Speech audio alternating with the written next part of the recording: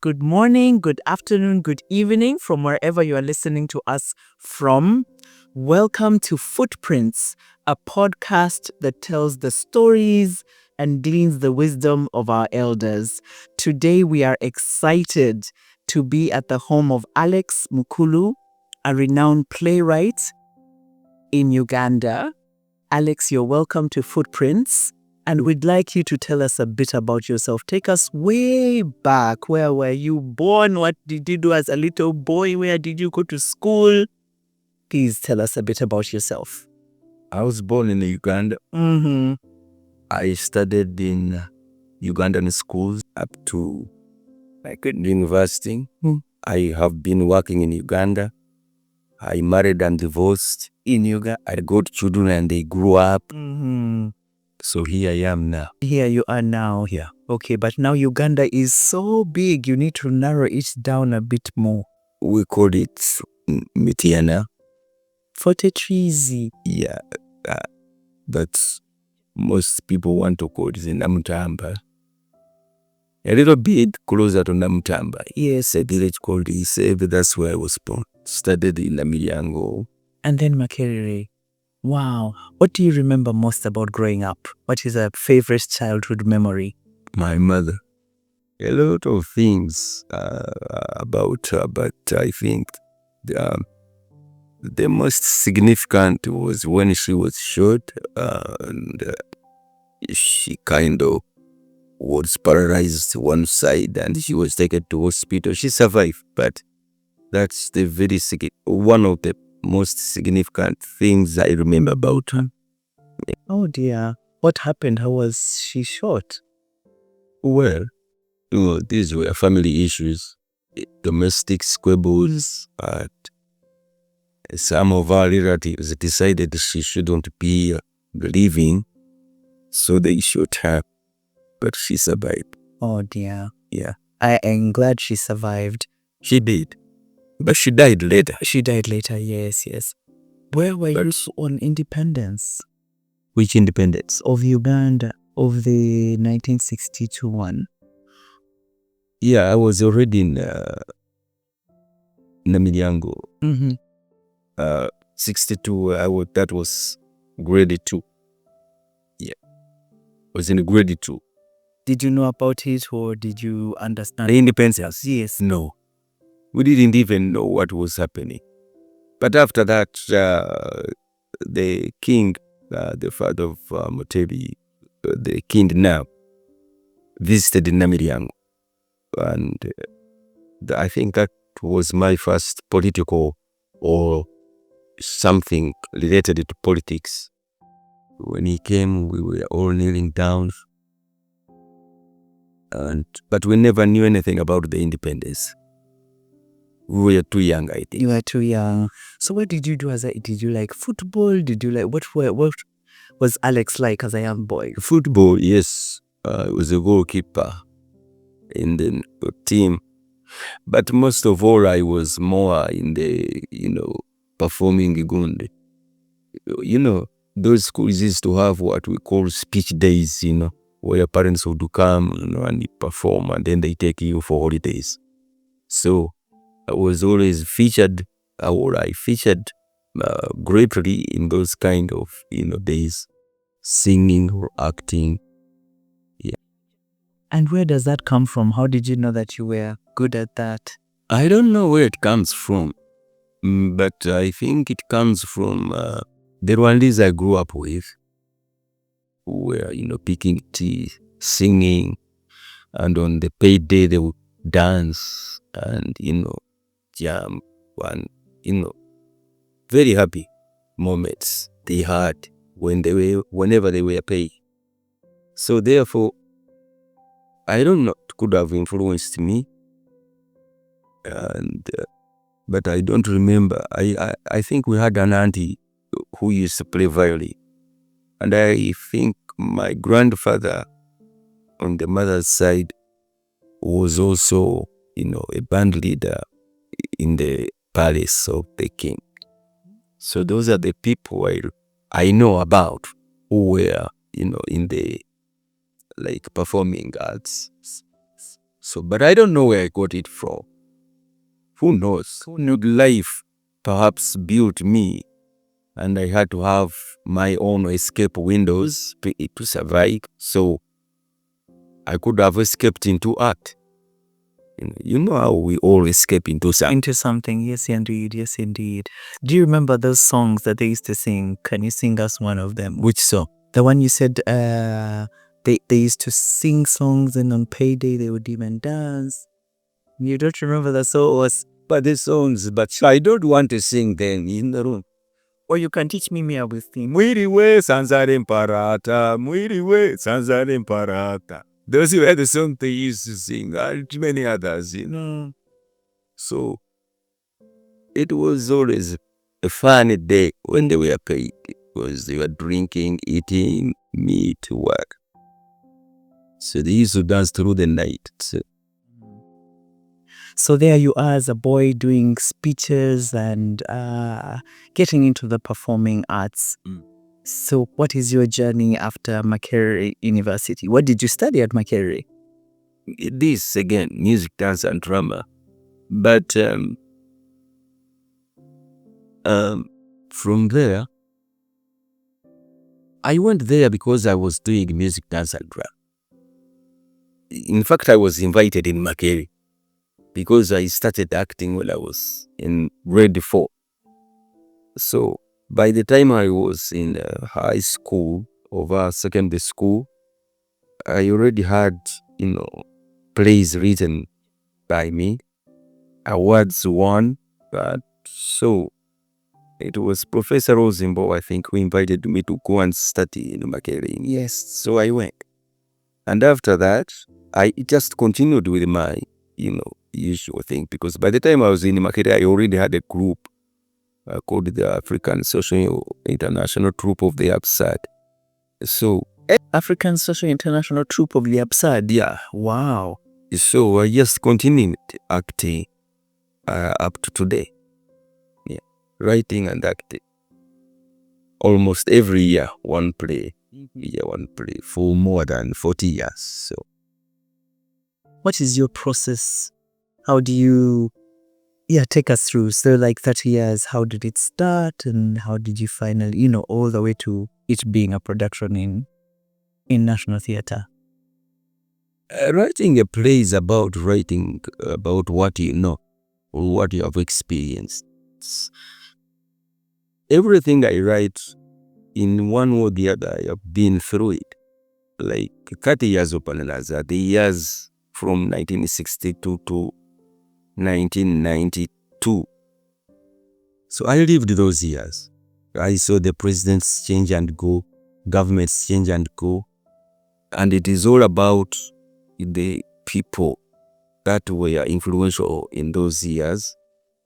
So it is the Rwandese, the main character there. I already know that I grew up with the Rwandese. So I know them. Courageous, there was a courageous in there. So when you write, I think you use your experience to comment on whatever you want.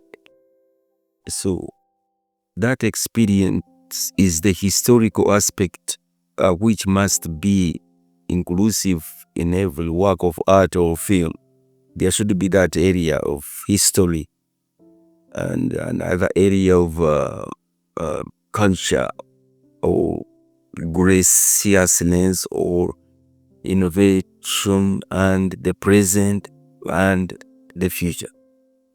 All those together make what?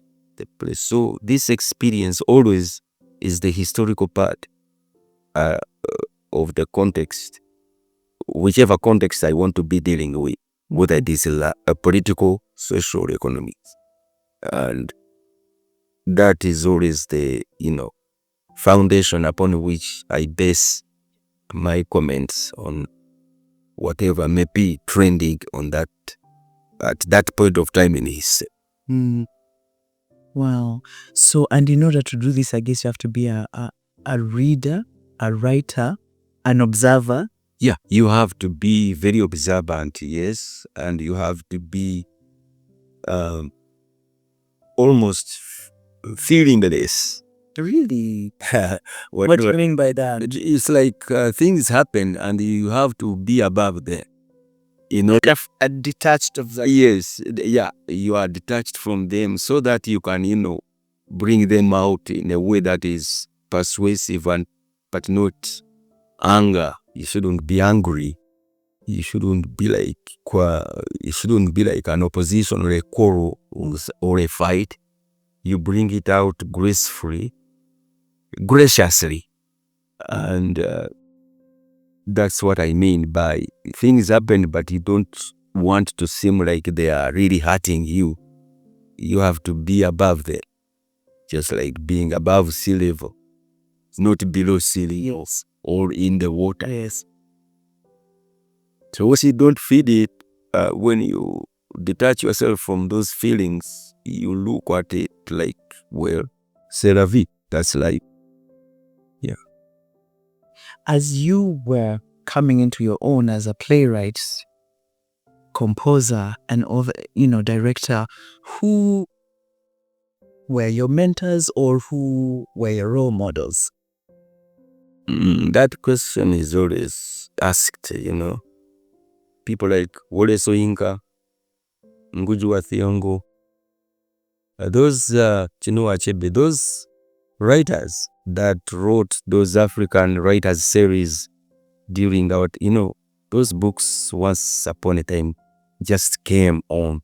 I don't know what is happening with them today, but they were the African writers series. Yes. We had those books, River Between, Things Fall Apart, No Longer Tease, I think those books came when I was becoming a man. And when I read them, these people became my models, my heroes. What of the whole process, which one do you enjoy the most and which one is the most tedious for you in writing plays and all the way to... Which is the most what? What do you enjoy the most in the process and what do you least like? I don't enjoy anything. Oh, really? Because it takes a lot of energy, sometimes a lot of loneliness, and sometimes you get friends away from friends in order to be able to bring out something which is really yours. So in the beginning you don't enjoy it, but when you get used to it, perhaps you do, but then you miss a lot of the people would be friends, would be girlfriends, would be wives, all these kind of things. You find yourself alone. Yes. Yeah. Wow. Yeah, I think it is that. Loneliness and always alone at home. Writing and thinking and developing the plots. Which one of your works are you most proud about and which one do you struggle with the most? Springs of Tears. Springs of Tears was one of my plays that was not very popular here, but it was about our hypocrisy, our hidden agendas, battling between communities. It was happening here so much in Uganda, especially in bad times. Even today, you never know who is okay and who is not okay. People camouflage into hyenas put on sheepskins. Yes. So when you lose friends because of that, and they die because of that, you become very, sometimes very tight, angry. And the reason I called it Springs of Tears is because that which causes us to cry.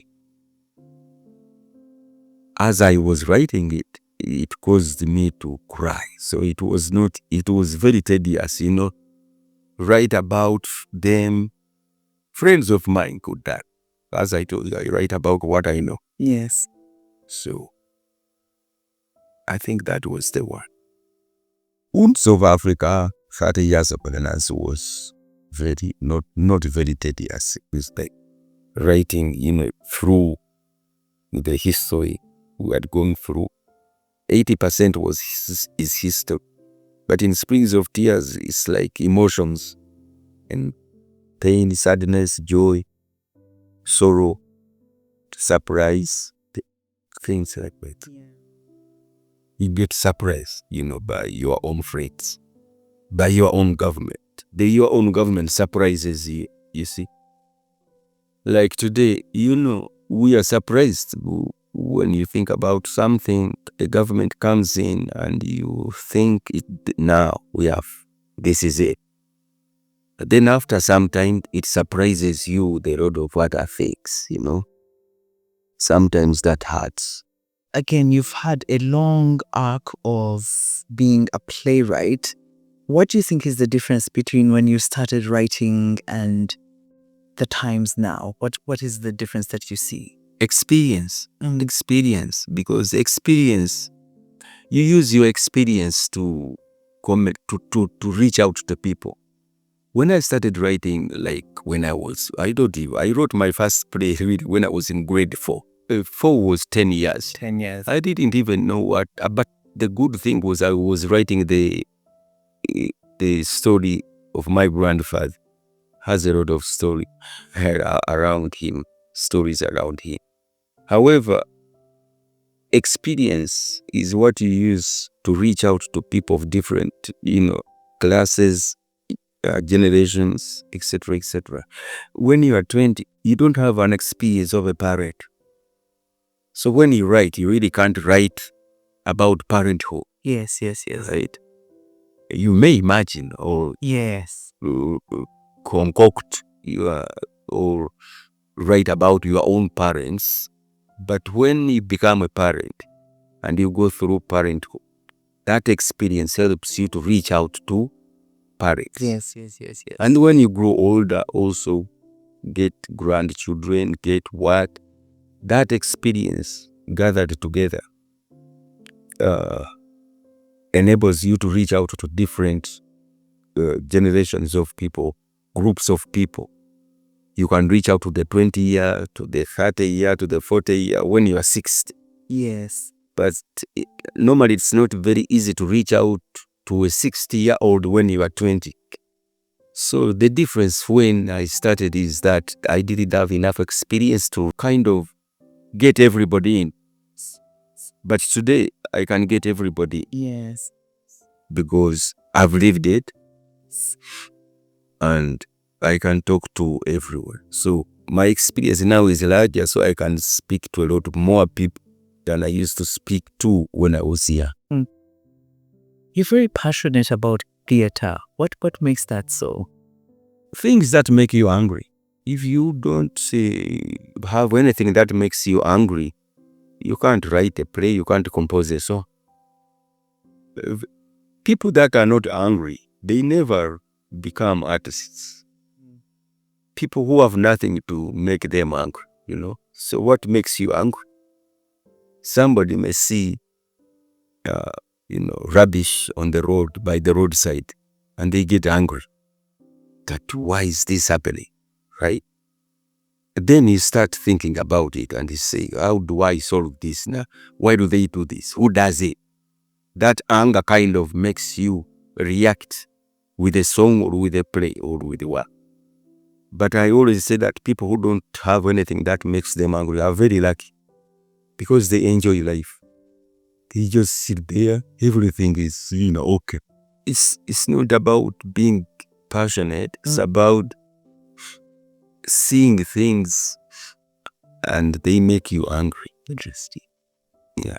When you see a child being beaten by someone, that makes you angry. So you want to fight for that child.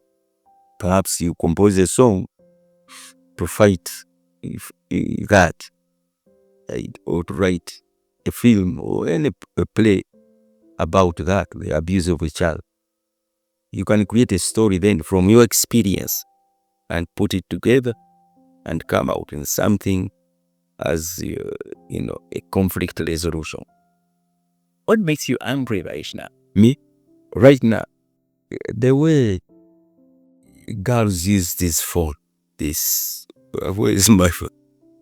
Yes, the TikTok, eh?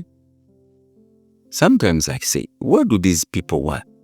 You are alone and you just take your own picture, like doing whatever you want. Then you say this to people. That really bothers me and it makes me very angry. I tell people, what do you want? You see, they just that just annoys me. That just annoys me. Just what? It's like very, I don't know. It's very, to me, it looks like very stupid. Why do you do that? At least say something. You tell us something. But just to go there, then it looks like dole. I don't like that. That makes me angry. That makes you angry. Very angry. Very angry. Yeah. Yes, what else makes you angry in this season? Elderly people, who, say or claim that when they go to socialize, they release stress, right? But when they go there, they start, the vulgar, babera vulgar, nebawemura, and they say, that you are. It's like, but these are very educated people, but doctors, siba lawyers, siba chichi, but when they go in a club to socialize, never tandika to say things very stupid. Already, I really hate somebody to go in a club to socialize, to release stress or whatever. Attend bandos, and when you do that, you don't even release stress. You add on something on your stress, which is worse. So, but they all claim, it's okay. Tuli wano, nibatandika okwogera ebigambo ebitategeereke. Kabaate nga bantu bakulu. Abaana abato kale, naye abasajja abakulu nakyo kinyiiza ekyo. But era sigenda nnyo mu gundi ezo. Clubs ezo oba kind of obuntuntu baala ezo, ebyo gym ezo, simanyi tugende mu gym ne mutuuka eyo ne mukola ebintu ebitategeerekeka. Simanyi n'ebirala massage ebyo saagala. Abasajja abakulu ne bagenda okubakola massage baveeyo na tebalitegeera bulungi. Simanyi what happens to them. I don't like that. Because those are the people now. When you go back home, what do you say? You're going to do a play very soon.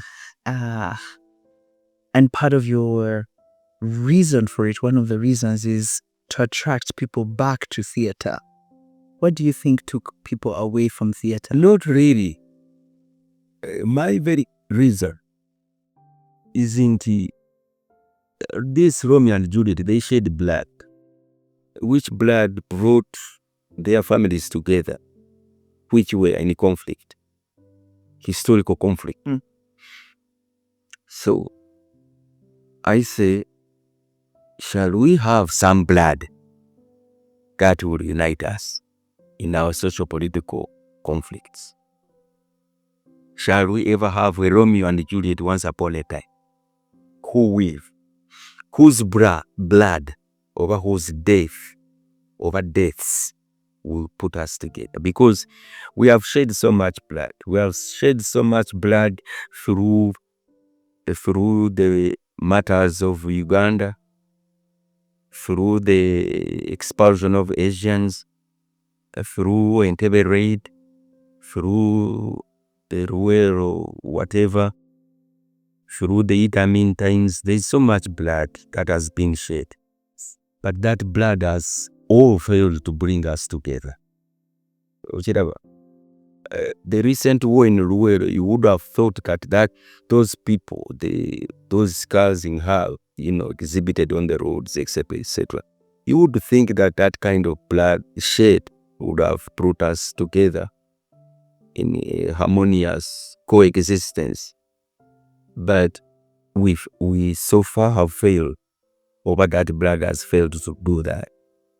Now we say that we believe, we dream, we wish, aspire for a once upon a time Romeo and Juliet's blood which will be shed, and Ugandans will be, or Africa will be United. So whose blood will that be? That is basically the thing. Then of course, I want to use it also for quality purposes, to be able to revive, to rediscover, to reinvent, okwezula again, a theater okwezula again, to reinvent ourselves in the changing times of technology, of all this kind of stuff, in the globalization, because we are too local. As a theater industry is too local. Yeah. What do you mean by that? What I mean is we sing for people in the villages to trimba wimbo ukwata ku bantu kulima lumonde uko idinkiri litakasa. Ebani alima lumonde. Apo oyimba ku mukazi oli ku mwenge muganda. Mwenge bwa Kabaka buno uwomye banaga ate lundu. We are too local. Yet these things, these gadgets today have made us international. No, we are now global. Yes. Therefore, we need to lift theater to be global. Interesting. Because that's where we are in terms of technology. Kakati kuyogera nange wano. You could even send these things to America right now. Of course. You see? So, kati theater, ibadde terina ekyo. And we discover ourselves into that. We need to uplift ourselves in terms of standards, in terms of the technology that has to be used, in terms of everything. So that is the renewal of a renaissance of theater, which is the reason behind what you call on the theater yagwa. Right? Yes. Theater yagwa because it has refused to become global. It has remained localized. But if I say that, yes, but our audiences are still local. Yeah. Therefore, that's what you think, but they are not. They are not local. Waliwo never gamba nti omuntu wa bulijjo. There is no muntu wa bulijjo anymore. There is no muntu wa wansi anymore. This omukazi kakati akozesa, this phone is used by people in the villages, right? They know, they get the news from anywhere. So there's a difference between local people and ignorant people. Kakati abantu abamu bo, you don't even think about them. You don't have to think about the world has to live them. Okay? Saiso, Tanzania, was the biggest export earner of money, forex, foreign whatever, foreign currency, yes.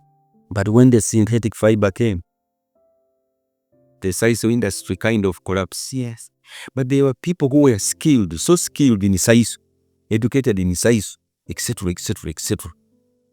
You had nothing to do for them when the synthetic fiber came. So the world had to leave them behind. Yes. No matter what you say, there are people the world must leave behind us forever. So you cannot save everybody from locality into globalization. Some people will have to remain there. Ngenvunza zibaluma. They will die. and the world will continue to go on. Now the Americans are going to the moon. People want to live on Mars. Some of us will die here because you will never be able to go to Mars. Yeah, that is the world.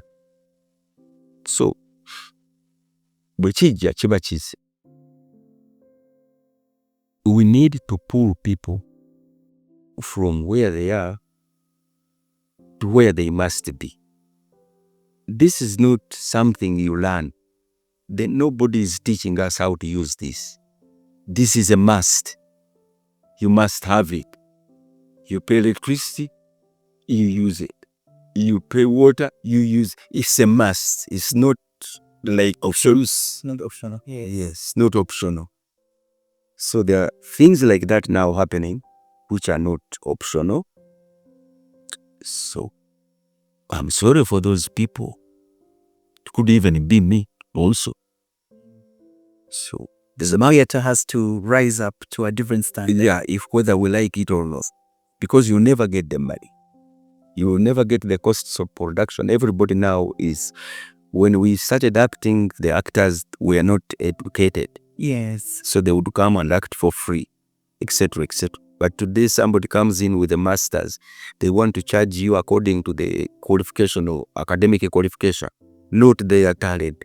Yes. You see, I have a master's degree. I want so much money. Can you sing? No, I want to learn to sing. Yeah. Now what do you do? See? It is happening whether we like it or not. We have to globalize. We have to go into it. Theater we must address international issues. You can no longer address a Chibataka because they are still in land in the Uchigap in Uganda. No. That who would understand that in Norway or by in Vienna? The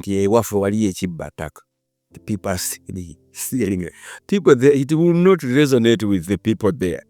They will say, what? Taka, because it is all very different. So the reason even why we are using Romeo and Juliet is because Romeo and Juliet is a classic play, yes, which is known all over the world. Yes, yes. So if I had to write a play and proceed in the Kakati, it is called Omotaka Kasonja. It won't resonate with the people in France, in Japan. But with Romeo and Juliet, everybody will say, we know about it. It is already all over the world. So theater must be like that. We must address from platforms that are international. We must address international issues. Today there's war in Ukraine. Putin. There's war in Gaza, Israel, right? There's war in Congo. There's where else in somewhere where they are rebelling today. In Latin America somewhere, there's a country there. Now, when you come up with a theatrical presentation today, and you're not aware or you're not informed about all that, you may miss out. Because you'll be talking about things people don't know about. And you are missing out talking about things people know about. Yeah. So, there's that invasion. But there's the counter argument, Alex, that part of global media is the West bringing their experience to the rest. Yeah. And so, why can't we do those local things and bring that experience to the rest? So that there's, like a counter narrative and not just one global experience that is taken all over. So what do you say about that? If you can, but always a stronger culture eats up with a weaker culture, right? Gandhi said, I will allow every wind to come into my house through the windows, but I will never allow any wind to take me out of my house through the door, right? So that means you resist everything that comes in. He will never be taken out of his what? House. But there are points when you cannot resist it. When it comes like a tsunami. And it has to take you what? Out, whether you like it or not. When talking about a film, the Indian asked an American that why do Americans always win in their films? The Americans said, well, if the Indians make their films, they will always be winning in their films. So let's put it there if we really can. Can our local values, right, be competitively acceptable to other people? Right? And do we have that, forceful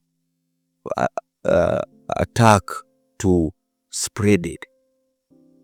Can we spread it? If we can't, they will do it. And you don't blame them. Because it's a matter of survival for the fittest. Yes. This is capitalism. Socialism. From socialism, we came to what did we come to? Communism. From communism, we came from communism to socialism. Now capitalism is the thing. But capitalism is also going.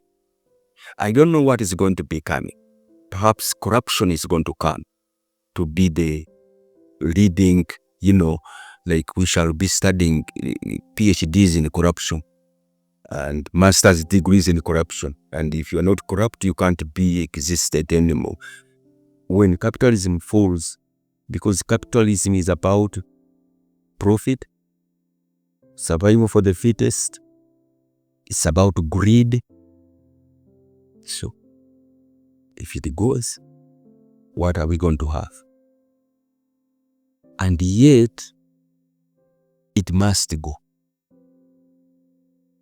But for the time being, if an American makes a film, he will push it for profits with so much greed and gluttony together, which we may not have. You may not be as greedy as that. The Africans are not greedy. They eat too much, but they are not greedy. But the Europeans, the white people, are very greedy.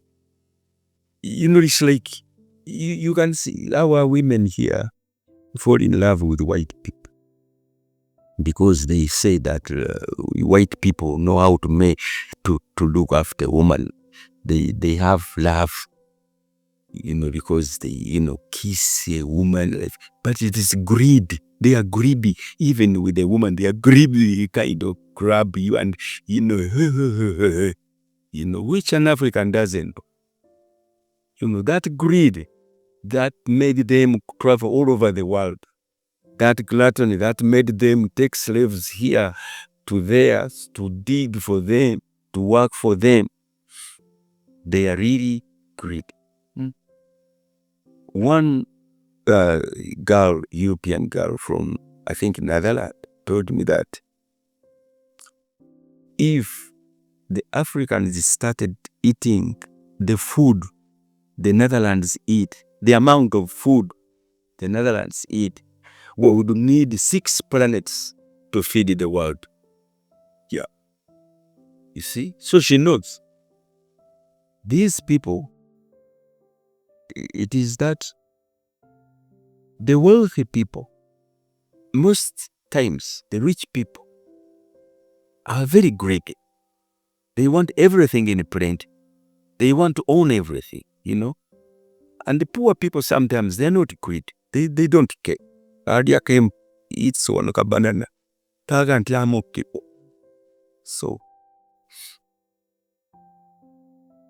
we need to push, we cannot push our localities or whatever in terms of behaviors and so on, unless we have that kind of greed, which we don't have naturally. Yes. Naturally, we don't have. So I understand you to say that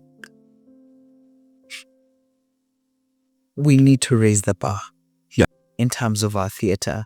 Yeah. And we need to be aware what's happening globally. Yeah. And address it. And to be relevant, yes. Over the course of your life, I'm making an assumption, so let me share it, that I think people look up to you as a leader in the arts. Do you see yourself as a leader, and or in what ways do you think you have led the arts industry in Uganda? I don't see myself as a leader. I see myself as a victim. Yeah, I'm a victim of my talent. When I sleep, something tells me, why are you sleeping? Compose a song. So it's not about leading somewhere. If I were to be a leader, I would be in politics. But I don't think I'm a leader. You don't think so? Yeah, I am a victim, as I say. Because I think from you, Alex, maybe if you don't know, I think we learn work ethic. Because you've been at this for a long time. Yeah. We learn not just work, but there's something about being an artist that requires patience and persistence. And I think you have led in that way. Being patient and persistent in good times and bad. Because like you said, the arts, we don't see it, we don't know it, we don't know how much it takes to do the work that you do. All we do is come, pay, laugh, and go home. Yeah. Or abuse you and go home. Right? But I think you've led in that way to show that it takes hard work, it takes being committed, it takes losing friends, the things that you were telling us, it takes being able to deal with loneliness. And for me, in that sense, that makes you a leader in the arts, someone that we look up to, someone whose example. Yeah. Well, can we follow, whose experience we can learn from? Yeah, what people think about me is not me. What I think about me is not what they think. So there's that, and actually sometimes artists fall prey to that when they take on what people think about them, instead of being themselves to think about who they are. When you think about people, what people think about you, you are kind of saying that you know everything against you, but you don't know that which you are for yourself. You see? So to know everything against you and you don't know what you are for is what destroys the artist. Right? So you don't want to become that. All the artists, when they call them legends, stars, celebrities, and you believe that, sometimes you suffer very much. And when people stop thinking about you like that, that's when you really want to go back there. And that's when you opt for some drugs or something to kind of lose the reality which now you must face, but you cannot afford to face it anymore. So you have to face it with some aid of sorts. And that's where the drugs come in. That's where the downfall comes. Yeah. So you should be careful. Yes. So as an older artist now, what would your advice be to those that are entering the field, or those even who want to exit and say, I've done what I could, I want to go? The advice I give them is they should know what they want to die for. Know what you want to die for. If you know what you want to die for, you live happily. If you don't know what you want to die for, problems, everything will be a problem. If I know I want to die for my children, right? Anything that But as my children, I would rather do what? Die. Life is simple. Because I know now I can detect that this danger is going to hurt then I fight that off. I fight it off. And I always remain with this concern of the children I have. So, if you know what you are to die for, you are content. You don't, come from one thing to another, You get consistent.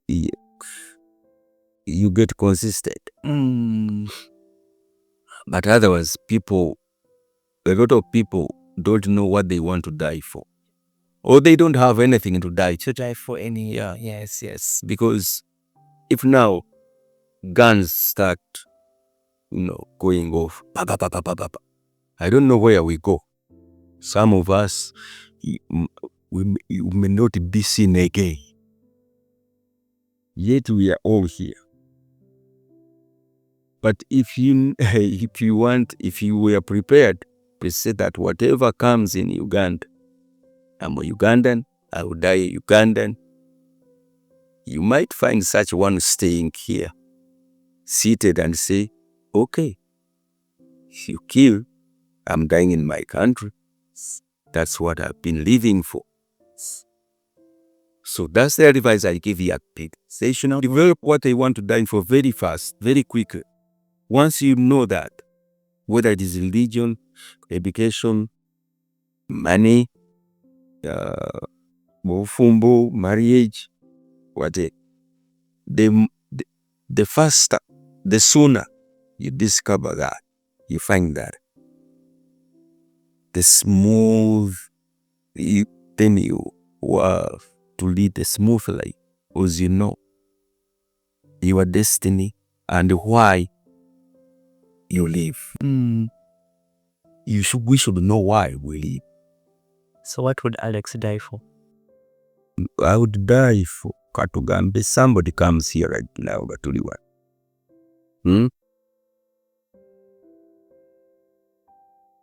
And you want to cut your head off in my presence. I would die before he cuts it off. You. What do I mean here?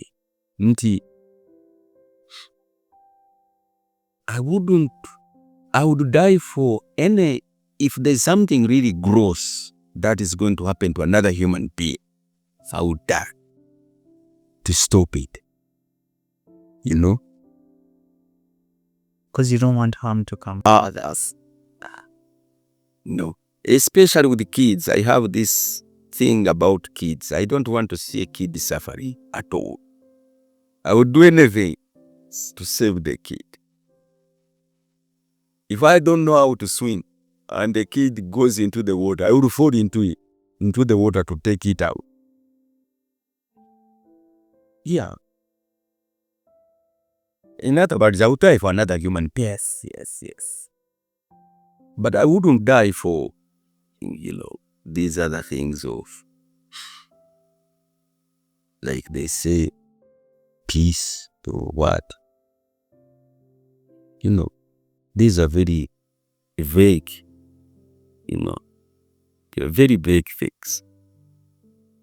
What is peace? What is poverty? What is development? What is third world? All these kind of things. Sometimes too vague.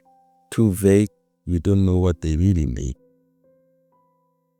But when you have a human being there and somebody wants to part them, Namaganda? No. You don't know the story? Namaganda was a girl in Buto's secondary school. His BEMTRU was only 5. And she went in to save her friends. She saved, I think, about 5. Then she went back and she died.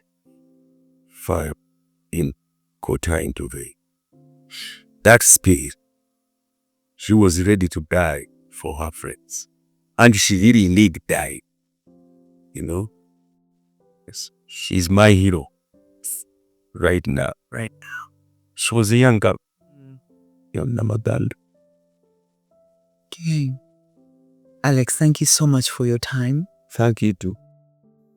Those who have been listening to us, you've gained your own wisdom. What I take away from our conversation, what are you angry about? What are you willing to die for? And remain true to who you are in all things and remain relevant. So I was going to ask two things. One, can you play us a song? Oh, sing together, please. One song, Alex. Bayimbira imba. Enyimba nyingi. Just one ngale mpalo.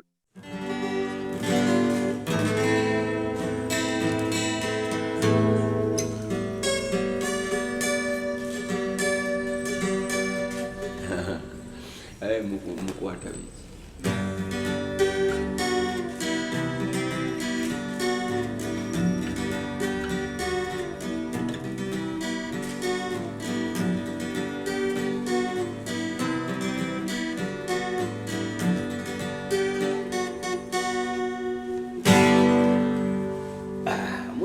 Kale bino sisobola bikola bino.